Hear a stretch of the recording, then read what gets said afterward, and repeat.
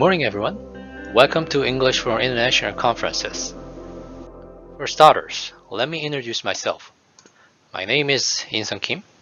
I majored English Interpretation and Translation and double majored Business Administration for my bachelor's degree at Hoofs. I am a Master of English Translation Studies at Hoofs again. For PhD degree, I finished my coursework of English Translation Studies at Hoofs again and again. As a researcher, I am mainly interested in anthropology and cognitive linguistics. Let's talk about the objective of the semester. I know many of you haven't read the syllabus. It's okay. Okay, you haven't read the syllabus. It's fine. Even if you haven't read the syllabus, I'm sure every one of you know the name of the course, right? What is it? That's right. English for International Conferences. All you can expect for the class is in the name of the class. English for International Conferences. Let's take a moment and explore what it means words by words. I am pretty positive that you know what the English part means.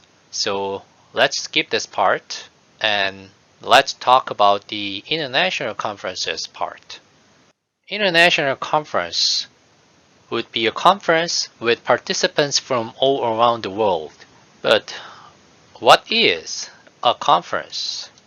According to Cambridge Dictionary, a conference is an event, sometimes lasting a few days, at which there is a group of talks on a particular subject or a meeting in which especially business matters are discussed formally. Here are some words that you should look into. Let's try to take out some keywords from here. What could they be? I want you to take a guess. Well, you might not agree with this, but here are 3 keywords that I want to emphasize. The first word is talks, and on a particular subject. Actually, this is not a word, but anyway. And then lastly, formally. The word talks implies that it is a verbal English. Part on a particular subject would mean you would need certain amount of knowledge to understand technical terms. Formally implies it is formal English. I'm going to elaborate on this later. Okay. As the participants have different mother tongues, all remarks in a conference are to be translated mostly in English. English used in this type of setting would be English for International Conferences. For better understanding, let's try to find the difference between everyday English and International Conferences English. How does EIC, English for International Conferences, different from everyday English? If you're a perceptive person, you probably have recognized some distinctive features of the English used in the video that can be the characteristics of EIC. What are those? In fact, the answer has been said earlier. As far as I'm concerned, there are 3. Firstly, it's formal. The language is spoken in a very formal setting.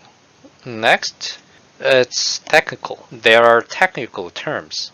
The vocabulary of expertise is used. Lastly, they are verbal. As you have seen, it is a speech, therefore it's verbal. Above are the aim of the semester. I want you to remember these 3 keywords: formal, technical, and verbal. In conclusion, at the end of the semester, you will be able to understand international matters such as politics, economics, law, or any other matters that expertise is needed. You will be able to debate in English for given topics. Again, this requires expertise. Third, you will be able to give a speech for given topics. This also requires, expertise. So, now we have an understanding that learning EIC is something not common. You need to know certain areas, certain vocabularies. How will it be achieved? Let me explain the way I will teach you EIC. First of all, because we need to learn many areas, many fields, we need to choose a certain topic, preferably something complicated. Why? Because we need to study vocabulary of specific topics. For example, let's say spread of coronavirus, as that's what everyone is talking about these days. Here is a clip regarding the topic. For this time, I want you to watch it through. Great, let's talk about it. As you have seen, the interviewee is a virus expert, and he reads and interprets the graph of new cases of coronavirus. If you could have heard, there are certain terms and sets of words which are distinctive regarding the topic. The following are examples. Words in bold letters are the words that go well together. In any language, you can observe this type of co-occurrence happening together. Sets of words that usually co-occur is called collocation. This is important because using collocation determines one's fluency. And because collocations are said often, they are often said fast by speakers. So if you are not familiar with these phrases, it's unlikely for you to hear one and understand it right away, not to mention speak them. You need to know the collocations of various fields to be good at EIC. To make things harder, there is something called jargon.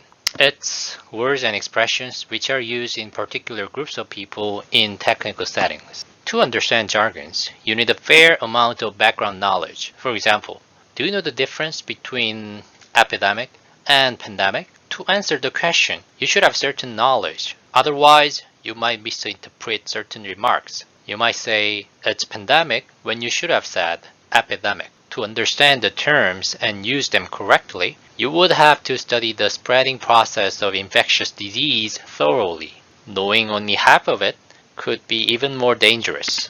In addition, there are certain jargons like patellar tendonitis. They are hardly used except by experts, and it's impossible to guess what it means for a non-expert like us. So, not only collocations, but you also need to know jargons to be good at EIC.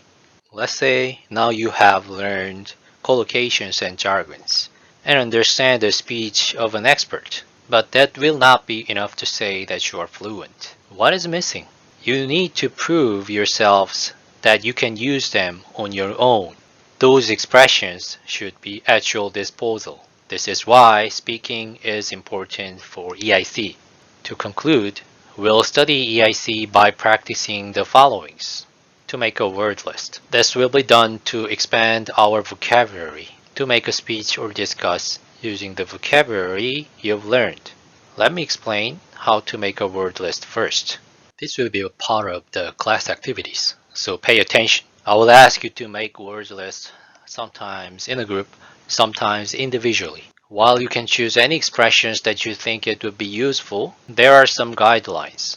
It would be helpful for everyone if chosen expressions are more than one word. In other words, they need to be collocations.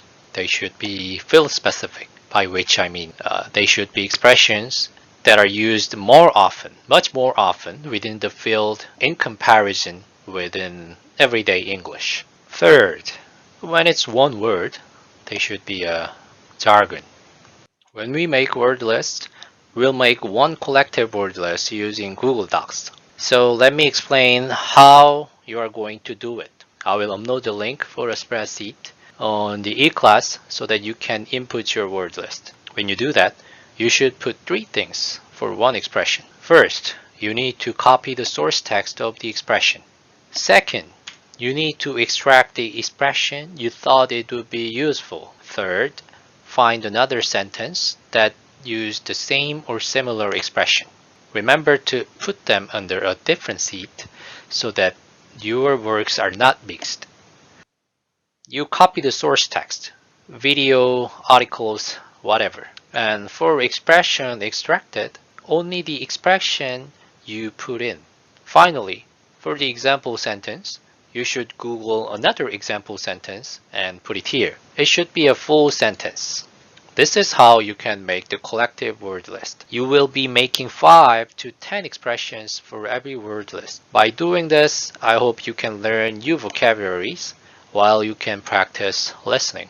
By making and learning the word list, you could expand your vocabulary. After you have successfully expanded your vocabulary in a new area, I will challenge you to use it. I will do that by giving you a topic to discuss, sometimes controversial topics. The more controversial, the better.